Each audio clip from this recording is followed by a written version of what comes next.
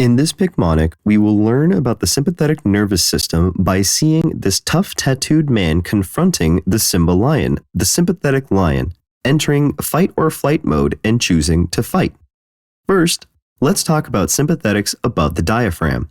The sympathetic nerves begin at the top of the thoracic spine, T1 through 4. The head and neck is shown by the T pouring onto the wand fork on his head and neck. Sympathetic input decreases secretions from various glands and causes dilation of the pupils. The sympathetics also affect T1 through 5, the heart, shown as T pouring onto the wand hand on his anatomically accurate heart. Sympathetic nerve input to the heart via T1 through 5 causes increased rate and contractility. Along with the heart, sympathetic impulses travel via T2 through 7 to the respiratory system. Sympathetic nerves originate at T2 through 7 and cause bronchodilation via smooth muscle relaxation. The fight or flight response also affects T2 through 8, the esophagus, represented by T22 8-ball on sarcophagus. This commonly causes somatovisceral and viscerosomatic reflexes. A good example would be acid reflux causing somatic dysfunction in the region of T2 through 8. The sympathetic nervous system also corresponds with the extremities, causing somatic dysfunction when the extremities are injured. T2 through 8 arms are depicted by the T22 8-ball tattoos on the arms of our lion fighter. On his lower extremities, he has the T double wand lion 2-2 because sympathetic innervation from T11 through L2 is associated with the legs. Infection, fracture, and strains or sprains can cause reflexes that end with somatic dysfunction in the corresponding spinal areas. Last up in this Picmonic, there is the sympathetic input to the gastrointestinal system. Sympathetics have input from T5 through 9 to the upper GI tract, from the stomach to parts of the duodenum, seen as the T-hand 9 lives cat on upper class GI guy. These nerves correspond to the celiac ganglion and can cause somatic dysfunction when diseased. Nerve input also corresponds to T10 and 11, the middle GI tract represented by T10 double wands with the Middle Ages GI guy. The middle GI tract begins in the duodenum and ends with the first 2/3 of the transverse colon. T10 through 12 innervates the appendix and cecum, shown here as the T10 dozen on appendix pen. The appendix also has a commonly tested Chapman's point at the tip of the 12th rib.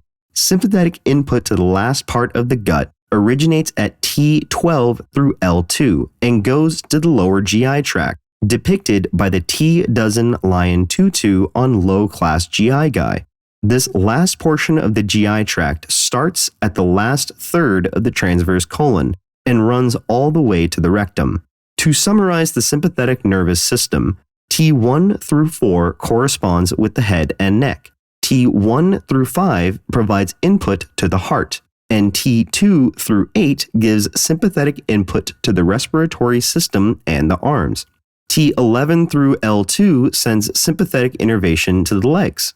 Last up, we have the GI system. The upper GI tract begins with the stomach and ends with parts of the duodenum. It corresponds with T5 through 9. The middle GI tract receives sympathetic input from T10 and 11, including parts of the duodenum, and stretches to the first 2/3 of the transverse colon. The appendix and cecum get input from T10 through 12. The lower GI tract gets sympathetic input from T12 through L2. It picks up where the middle GI tract left off, and the last third of the transverse colon, and continues to the rectum. The sympathetic nervous system kicks in when we are in fight or flight mode. So, let's learn the innervations of this system through the story of this tough guy getting spooked by Simba, the sympathetic lion. In this first part, he was in fight mode. He clenched his fists so fast that he spilled tea on his head and neck, right by his 1 wand and 4 fork tattoos. That tea then spilled down to his rapidly beating heart with a 1 wand and 5 hand. He was breathing so hard it felt like a tea-drinking ballerina was playing on a slot machine in his lungs. His throat felt like it was closing up, so much that T couldn't even make it down. It was like there was a tutu and 8-ball stuck in his sarcophagus esophagus. His arms flexed so hard they almost snapped the tutu scrunchie off his wrist, and his 8-ball tattoo on the other arm about popped off. For the rest of the story, check out Picmonic.com and sign up for a free account.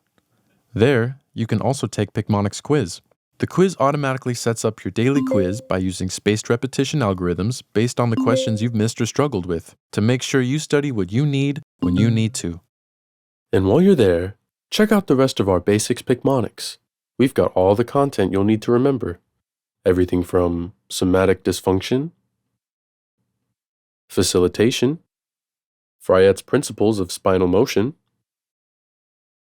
parasympathetics, sympathetics 1 and 2, and so much more. So you can lock down on everything you need to know forever. Play, quiz, and spaced repetition. Efficient, effective, and research proven to increase exam scores.